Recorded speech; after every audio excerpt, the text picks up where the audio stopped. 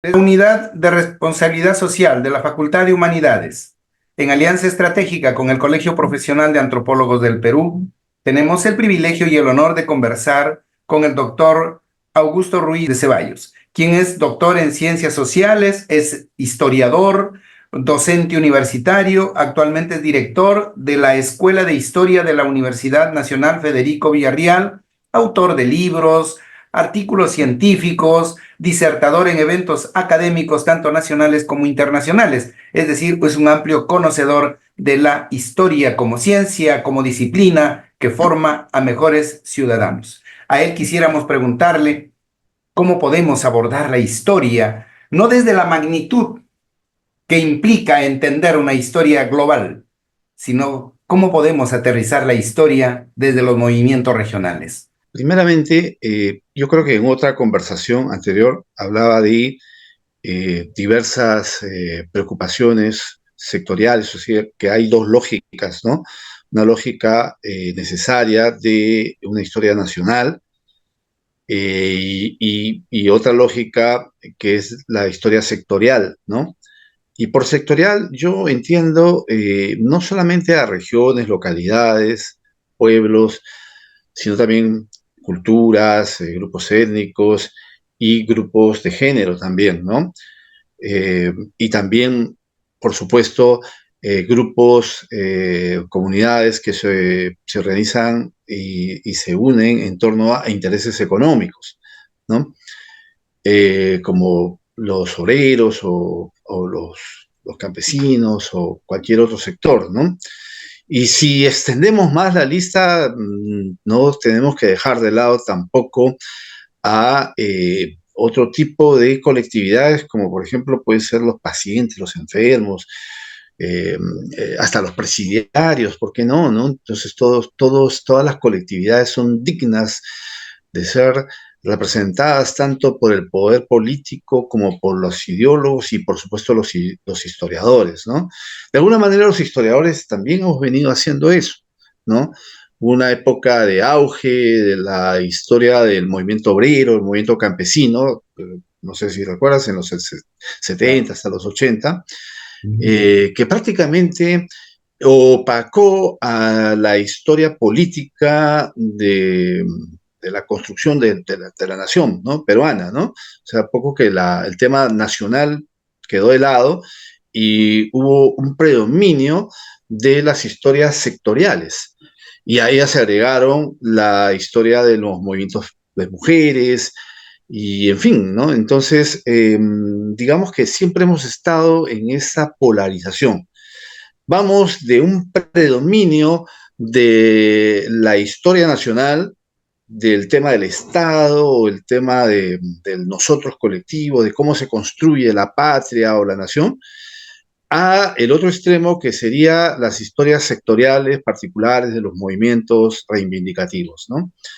Entonces, pienso que esos son peligros que hay que tomar en cuenta, ¿no? Las dos lógicas son imprescindibles si es que lo que queremos es vivir en común, ¿no? Y para la construcción de una ciudadanía, para la construcción para la lucha por el proyecto moderno en lo político, ¿no? No se puede luchar por las grandes promesas de la ilustración que son la igualdad y la libertad si no se toma en cuenta ninguna, si se excluye estas dos lógicas, ¿no? La de la comunidad política global y la de las demandas locales o sectoriales. Bueno, ahora, puntualizando la pregunta, dentro de esto que yo considero que es lo sectorial, estaría también pues la historia local, la historia regional, eh, que efectivamente conversábamos privadamente hace unos momentos y que tenías totalmente la razón cuando mencionas que pareciera que no se hace historia regional o historia local porque lo que más salta es la historia nacional, la historia de este tipo, ¿no? Los grandes personajes, pero no, aún incluso en estos 10 años que se ha puesto demasiado énfasis en el tema de la independencia, la historia regional también ha estado presente, ¿no? No podemos decir que ha habido un descuido en ese sentido.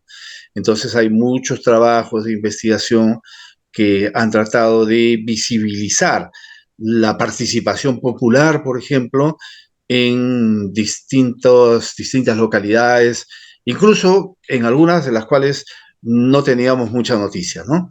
Entonces, yo creo que sí hay un aporte en ese sentido. Pero claro, lo que faltaría es seguir en esa tarea al margen del tema nacional de nosotros, sino también para ver cómo el tema de la historia local también gira en torno a intereses propios que son tan legítimos como el tema nacional. Me explico, ¿no? Entonces, eso creo que debe estar, no dudo que está en las preocupaciones, ¿no? Por lo menos en las pocas cosas que yo he leído, porque no hay todavía un acercamiento debido. Las academias peruanas son un poco autistas y a veces nosotros también caemos en eso, ¿no?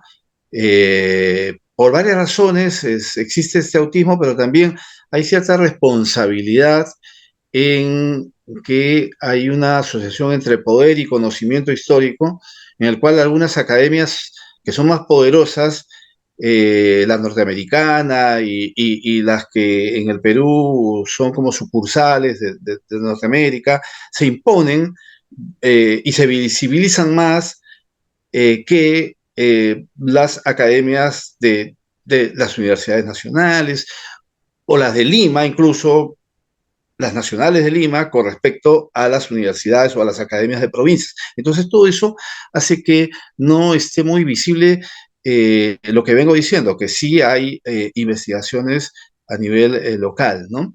Entonces, pienso que sí es una cosa interesante que falta visibilizar y que ya corresponde a nosotros, a ustedes que están haciendo esta tarea importante, contribuir, ¿no?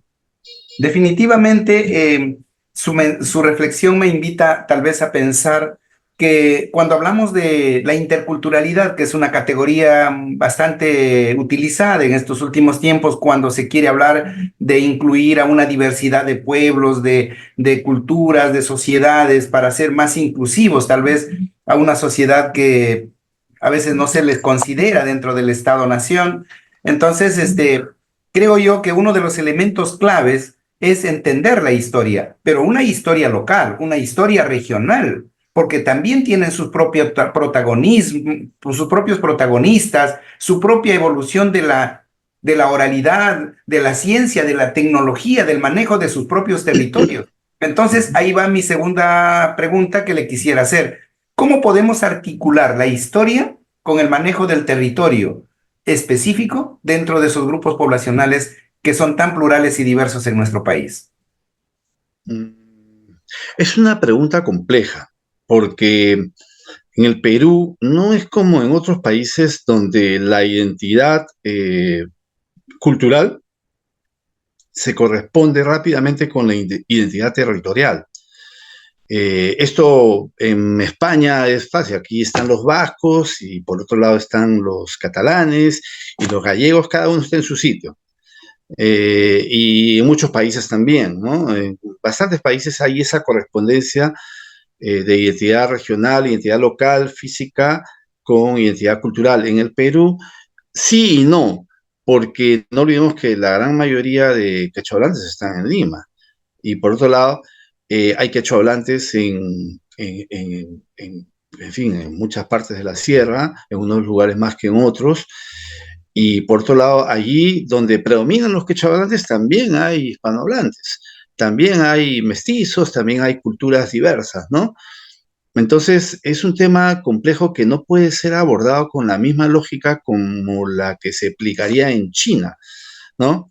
Donde hay 50 nacionalidades, pero muy distinguibles, y cada una con su propia lógica territorial, con su lógica eh, de tipo cultural, lingüística, etcétera, ¿no?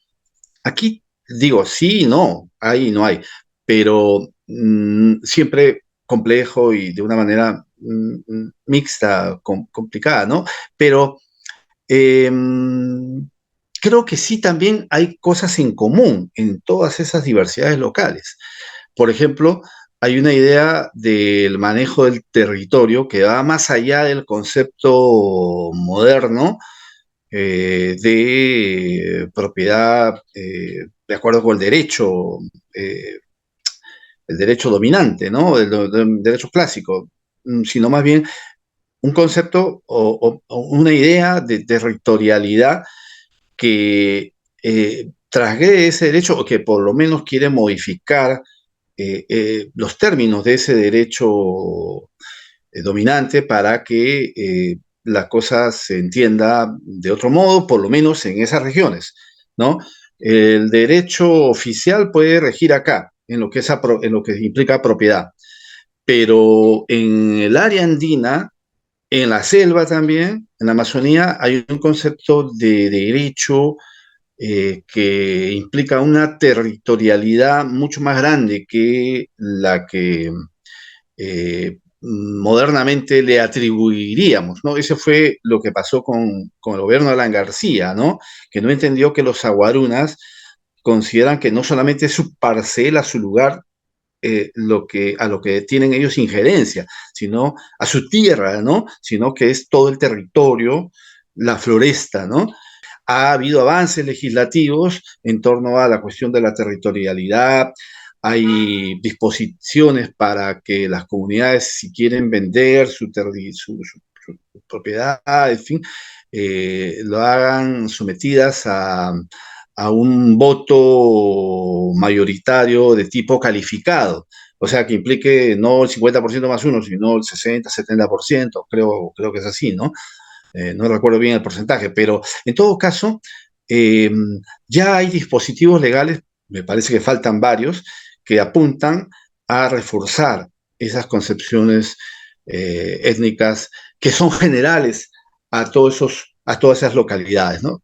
Creo que ese es un ejemplo, ¿no? De cómo hay generalidades y también, Claro. por supuesto, habría particularidades, ¿no?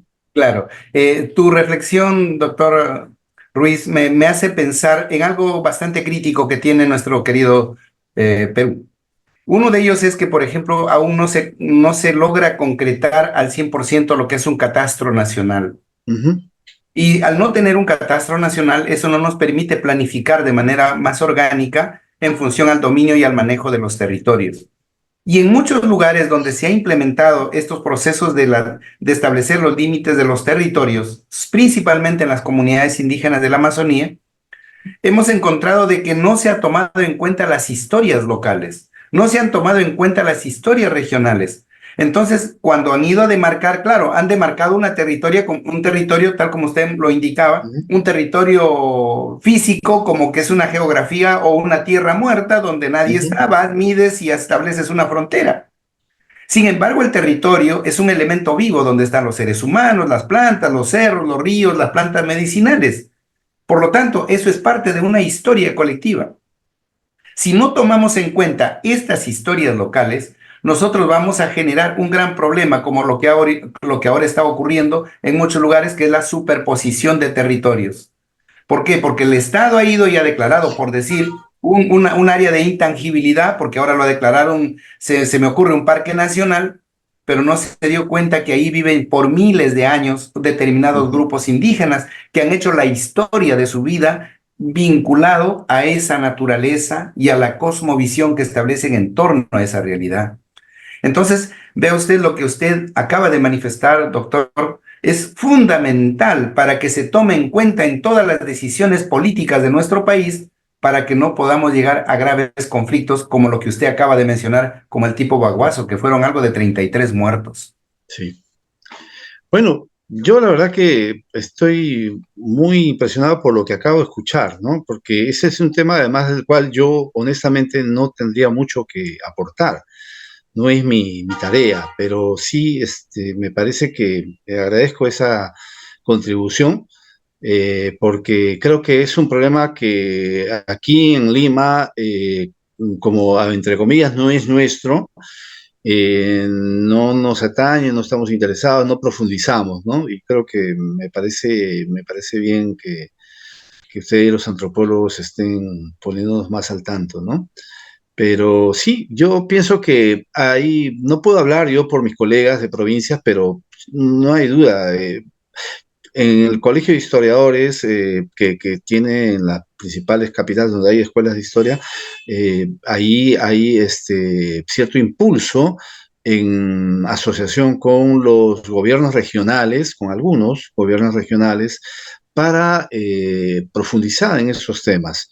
Yo sé que hay varias historias en camino respecto a esos puntos, ¿no? Que están trabajando y me alegra que por lo menos los gobiernos regionales estén aportando en ese sentido, ¿no? Recuerdo cuando he ido a la Feria del Libro, no esta oportunidad no he ido, pero el año pasado vi que había una edición facsimilar de todas las obras de Juan Bustamante y financiadas por el gobierno regional de Puno, ¿no? Entonces, ese tipo de cosas son saludables. Nosotros estamos acostumbrados, y no sin razón, a quejarnos de los gobiernos regionales, de la corrupción, pero en medio de todo eso hay algo interesante que se hace en favor de la historia y supongo también del conocimiento antropológico, ¿no? Entonces yo creo que hay que difundir más, hay que poner en valor estos hallazgos. Me parece que por las razones que puse al principio, de esta situación de subordinación de las academias, no hay mucho diálogo y no hay mucha atención, ¿no? a, a lo que se está conociendo, a lo que se está produciendo al interior. Doctor Augusto Ruiz, como siempre, un placer conversar con usted porque nos Encantado. deja esas inquietudes que nos movilizan a reflexionar sobre nuestro actuar y pensar que nosotros no estamos descubriendo la pólvora ni somos únicos en toda esta evolución social. Somos parte de una historia local. Cada uno de nosotros trae consigo la historia de su pueblo, de su familia, de su comunidad, de su barrio, de tu club, de tus amores. Por lo tanto, estas historias locales son fundamentales para integrarnos más y hacer una sociedad mucho más inclusiva, más participativa y sobre todo más humana. ¿No le parece? Así es, sí, de verdad que sí. Y me ha gustado eso de cada uno de nosotros trae historias y efectivamente quiero juntarlo con un poema, con un verso de Martín Adán, cuando dice, hay a todos más de 1000 hombres que hay en mí, ¿no?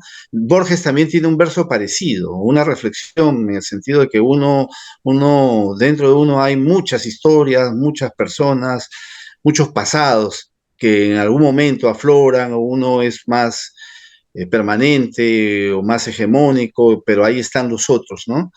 Y efectivamente esos somos los peruanos, ¿no? Y quizás la humanidad entera, pero en nuestro caso, nosotros comportamos muchas historias, ¿no?